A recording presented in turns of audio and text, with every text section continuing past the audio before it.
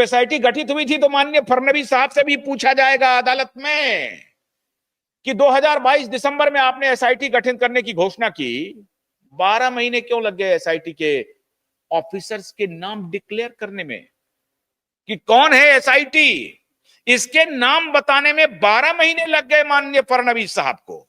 12 महीने, वाह।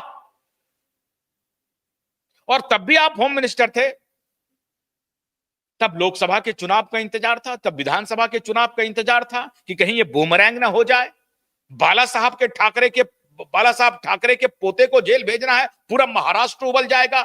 अरे हत्यारा है वो, अपराधी है वो, क्रिमिनल है, उसके गुंडागर्दी के सारे सबूत आपके पास हैं, सारे फाइल आपके पास पड़े हुए हैं। उसके बाद आप उनसे किस प्रकार की दोस्ती का निर्वाह कर रहे हैं, बताइए आप, बताइए आप। वो एफिडेविट गलत फाइल कर रहा है,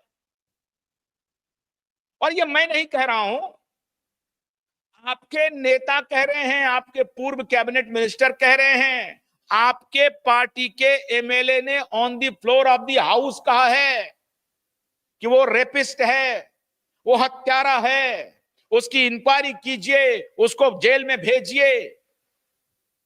तो इंक्वायरी क्यों नहीं हो रही, एफआईआर क्यों नहीं हो रहा? और ये अगर कोई कहता है कि हत्यारा है, अगर कोई कहता है कि रेपिस्ट है, तो आप कह सकते हैं उसको कि नहीं, आपको नहीं कहना चाहिए, बिल्कुल ठीक बात है, बिल्कुल नहीं कहना चाहिए। तो हम ये आपसे जानना चाह रहे हैं कि कोई नहीं कहेगा, सब चुप हो जाएगा, आप जांच कर लीजिए ना, सब चुप हो जाएगा। आप कहने पर मजबूर कर रहे हैं। आपने 2022 दिसंबर में घोषणा की एसआईटी के गठन करने की, 2023 में, और उसके बाद 12 महीने लगा दिए ऑफिसर के अपॉइंटमेंट में। तो सवाल तो पूछेगा लोग, तो दाल में काला ढूंढेगा या नहीं ढूंढेगा? उसे हत्यारा कहेगा या नहीं कहेगा? उसे रेपिस्ट कहेगा या नहीं कहेगा? आप बताइए, पूरे देश को बताइए। अरे सरकार को छोड़ करके पूरी दुनिया को मालूम है, एक सरकार को मालूम नहीं है। सरकार 12 महीने तक एसआईटी की घोषणा कर दी, हम मीडिया में आ गए, हमने बोल दिया हाँ हमने एसआईटी की घोषणा कर दी। What is this behaviour mister Fadnavis साहब, ये कैसा आचरण है? इस आचरण की अपेक्षा हम लोगों ने आपसे नहीं की है। अरे ये दूध का दूध पानी का पानी कीजिए, ये पॉलिटिकल राइवलरी का खेल नहीं है मित्रों। ये देश बनाना रिपब्लिक बनते जा रहा है। ठाकरे का गुंडा मुंबई में निरीह लोगों के ऊपर लाठियां बरसा रहा है, थप्पड़ मार रहा है, और ये पूरा देश मौन है। इस देश का प्रधानमंत्री मौन है, महाराष्ट्र का मुख्यमंत्री मौन है। राज ठाकरे को अभी तक गिरफ्तार नहीं किया गया, उद्धव ठाकरे को और आदित्य ठाकरे को अभी तक गिरफ्तार नहीं किया गया। यह किसके इशारे पर हो रहा है? संविधान को हाथ में ले रहा है, कानून को हाथ में ले रहा है, असहाय लोगों पर लाठी बरसा रहा है, और यह पूरा देश मौन है, गाली गलौज कर रहा है, पूरा देश मौन है। ये इसलिए मौन है फडणवीस साहब, ये इसलिए कुछ नहीं हो रहा है क्योंकि आप गुनाह को होते दे रहे हैं, आप इन्हें लूप दे रहे हैं, आप इन्हें रास्ता दे रहे हैं कि और गुंडागर्दी करो, और गुंडागर्दी करो। आप गलत फहमी में हैं, आप पूरी तरह से गलत फहमी में। आप सोच रहे हैं कि ये जो गुस्सा है इसका इंपैक्ट बिहार पर हो जाएगा, और बिहार में इसके वजह से लालू यादव के बेटे को वोट लोग नहीं देगा। उसके और कारण हैं, आप गलत फहमी में हैं कि सेंसिटाइज करो, चूंकि हमारी आबादी पढ़ी लिखी नहीं है तो उसको किसी भी तरीके से आगे बढ़ाओ। लालू यादव की पार्टी को वोट नहीं मिलने के अन्य कारण हो सकते हैं, इस कारण पर नहीं होगा, इस कारण पर राहुल गांधी पर भी नहीं होगा। हाँ, उसके गुस्से में थोड़ा बहुत इजाफा होगा, लेकिन इस मुद्दे पर बिहार में वोट नहीं होने वाला है। आप गलतफहमी में हैं।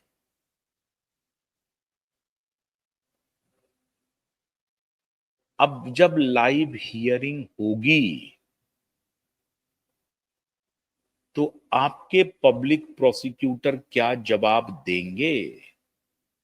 इसकी गलत रिपोर्टिंग वो बेशरम मीडिया नहीं कर पाएगी। जब लाइव हियरिंग होगी तो डिस्टॉर्ट करके न्यूज के कोई और मतलब निकाल करके मिसलीडिंग इंफॉर्मेशन जनता के बीच में नहीं गुमराह कर पाएगी। पैकेट लेकर के खबर छापने का धंधा बंद हो जाएगा। पैकेट लेकर के टीवी पर खबर चिलाने का धंधा बंद हो जाएगा। अदालत में अगर जिसे फटकार पड़े उसकी सही रिपोर्टिंग होगी, जिसके तर्क में कमजोरी होगी वो खेत रहेगा, उसको सजा भी मिलेगी।